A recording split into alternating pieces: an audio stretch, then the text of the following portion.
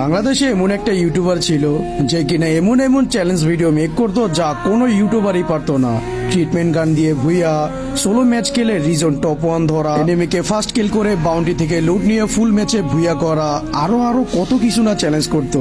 কিন্তু ওই ইউটিউবারটা আমাদের মাঝ থেকে হারিয়ে গেছে। বর্তমানে জ্ঞান মাস্টার সবাই চাইলে ইজিলি উঠতে পারে, কিন্তু তখনকার সময় জ্ঞান মাস্টার উঠতে হলে তুমি যদি 20টা কিল করেও ভুইয়া নাও তোমাকে 10+এর বেশি দিবে না।